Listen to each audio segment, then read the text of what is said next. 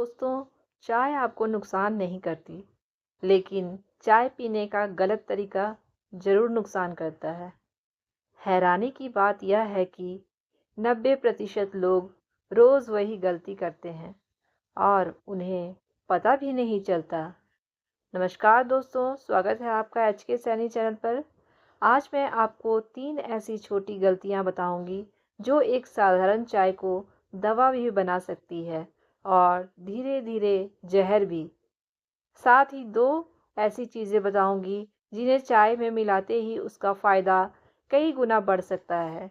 इसलिए वीडियो को अंत तक ज़रूर देखिएगा, क्योंकि हो सकता है आपकी रोज़ की चाय ही आपकी थकान, एसिडिटी और कमज़ोरी की वजह हो। और कमेंट में ज़रूर मुझे बताइएगा कि आप दिन भर में कितने कप चाय पीते हैं। ज़रा अपनी सुबह याद कीजिए। आँख खुलते ही सबसे पहले 1 कप गरम कड़क चाय, फिर नाश्ते के बाद, दोपहर के खाने के बाद और शाम की थकान मिटाने के नाम पर 2-3 कप, और हर कप में चीनी भी भरपूर। फिर शुरू होती है सीने में जलन, भूख कम लगना, खाना अधूरा लगना और दिन भर चाय पीने के बावजूद शरीर में सुस्ती। यही छोटी-छोटी आदतें धीरे-धीरे बड़ी समस्या बन जाती है। अगर मैं पूछूं कि आप चाय कब पीते हैं, तो ज़्यादातर लोग कहेंगे सुबह खाली पेट या खाना खाते ही। और यहीं छुपी है सबसे बड़ी गलती। खाली पेट चाय का कैफ़ीन पेट में एसिड बढ़ाता है, जो पेट की परत को नुकसान पहुंचाता है। यहीं से शुरू होती है एसिडिटी, जलन और पाचन की परेशानी। और दूसरी बात है थकान। जब आप खाना खाते ही तुरंत चाय पीते हैं, तो चाय के अंदर मौजूद टेनिस आपके खाने का आयरन बॉडी में एब्जॉर्ब नहीं होने देता, और अगर आयरन कम एब्जॉर्ब हुआ तो खून में ऑक्सीजन कम पहुंचता है और बॉडी थकी थकी सी रहने लगती है। आज 3 बातें बताने वाली हूँ दोस्तों, जो कि आपकी चाय को न सिर्फ ठीक कर देगी, बल्कि इससे आपके लिए एक नई दवा बना देगी, जिससे इसे पीने से आपको नुकसान नहीं होगा बल्कि उल्टा फ़ायदा होगा। तो पहली बात है टाइमिंग। सुबह उठते ही खाली पेट चाय बिल्कुल भी मत पीजिए। पहले थोड़ा सा आप पानी पी लीजिए, कुछ हल्का फुल्का खा लीजिए और फिर उसके बाद चाय पीजिए। इससे क्या होगा कि बिल्कुल खाली पेट पर गरम गरम चाय आपके जो एसिडिटी को बढ़ा देती है, आपके पेट में इरिटेशन पैदा करती है, वह प्रॉब्लम आपकी कम हो जाएगी। साथ ही जैसा मैंने आपको बताया, खाना खाने के तुरंत बाद भी चाय आपको बिल्कुल नहीं पीनी चाहिए और कम से कम 1 घंटे का गैप ज़रूर होना चाहिए आपके मेन मील्स के बीच में और चाय के बीच में रखना है। यकीन मानिए, सिर्फ इतना सा करने से ही आपकी आधी प्रॉब्लम्स ख़त्म हो जाएगी, वह खुद ब खुद ठीक भी होने लगेगी। दूसरी बात है चीनी। सच कहूँ दोस्तों, तो चाय का सबसे बड़ा नुकसान चाय पत्ती नहीं, बल्कि उसमें पड़ी हुई 2-2 चम्मच रिफाइंड चीनी है। अगर आप दिन भर में सिर्फ 3 कप चाय भी पीते हैं, लेकिन उसमें आप खूब सारी चीनी डालते हैं, तो सिर्फ 3 कप में ही लगभग 6-7 चम्मच चीनी आपके शरीर के अंदर चली जाती है। इसलिए बेहतर यह है कि बिना चीनी की चाय पिएं, या फिर आप फीकी चाय अगर नहीं पी सकते, तो आप 1 चम्मच चीनी डालने के बजाय हाफ चम्मच चीनी डालें।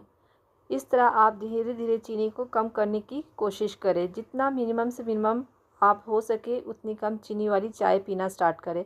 वैसे कुछ लोग चाय में शुगर की जगह गुड़ डाल देते हैं, तो जान लीजिए कि गुड़ एक बेहतर विकल्प ज़रूर है, लेकिन गुड़ भी आखिर में शुगर ही है, इसलिए इसे भी आपको हेल्दी समझकर ज़्यादा इस्तेमाल नहीं करना है।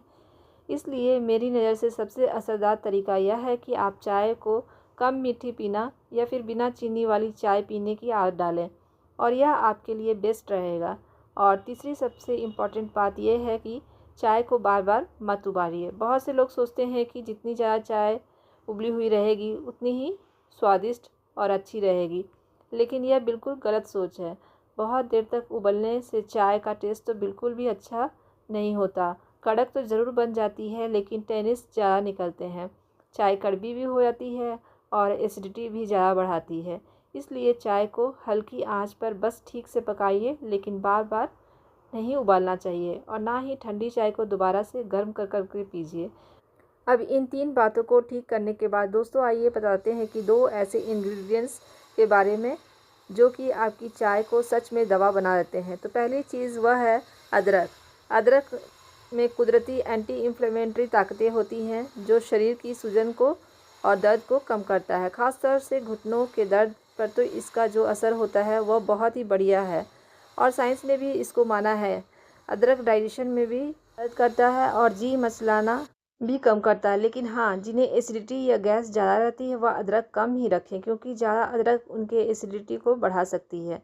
और दूसरी चीज़ है, आपको अपनी चाय में ज़रूर डालनी चाहिए, वो है दालचीनी। दालचीनी ब्लड शुगर को कंट्रोल में रखने में बहुत मदद करती है। लेकिन एक ज़रूरी बात आपको हमेशा ध्यान रखनी है और वो यह है कि आप रोज़ाना दालचीनी लेने वाले हैं तो सीलन यानी श्रीलंकन दालचीनी ही लीजिएगा। जो आम सस्ती दालचीनी मार्केट में मिलती है ना, कैशिया सिनेमन वैरायटी वाली, जो कि हम मसालों में आमतौर पर यूज़ करते हैं, उसमें कुमेरिन नाम का एक कंपाउंड होता है जो कि रोज़ाना लेने पर लीवर को नुकसान भी पहुंचा सकता है।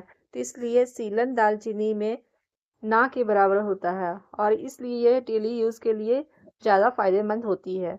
तो आपको दोस्तों क्या करना है कि आप जब भी चाय बनाएं तो 1 कप चाय के लिए आधा छोटा चम्मच कसा हुआ अदरक और 1/4 चम्मच सीलन दालचीनी पाउडर आप ले लीजिए। ये जो सीलन दालचीनी होती है थोड़ी खाने में मीठी होती है।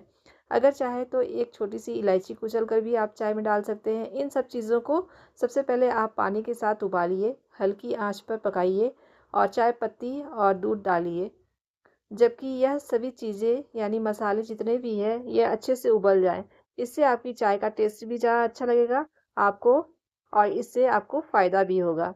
तो दोस्तों, चाय पीना कोई बुरी बात नहीं है, बस 2-3 बातें हमेशा याद रखिए।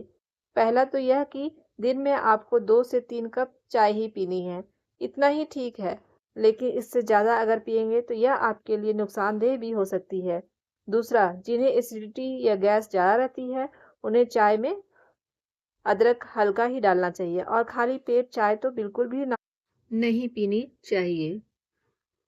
अगर आप ब्लड थिनर्स या डायबिटीज़ की दवा ले रहे हैं तो दालचीनी रेगुलर शुरू करने से पहले अपने डॉक्टर से एक बार ज़रूर पूछिएगा, क्योंकि इन दवाइयों का जो असर है वो दालचीनी की वजह से और ज़्यादा बढ़ सकता है। और प्रेगनेंसी में अदरक दालचीनी लिमिटेड मात्रा में ही लें और छोटे बच्चों को बहुत ज़्यादा चाय ना दें, क्योंकि ज़्यादा चाय उनके लिए भी ठीक नहीं होती है। तो दोस्तों, बात सिंपल सी है, चाय छोड़ने की ज़रूरत नहीं है, बस तरीका बदलने की ज़रूरत है। टाइम ठीक कीजिए, चीनी कम लीजिए और अदरक, दालचीनी, जो श्रीलंका दालचीनी है बहुत मीठी होती है। अगर आपको इसकी जानकारी चाहिए तो आप इंटरनेट में ज़रूर पता कीजिए।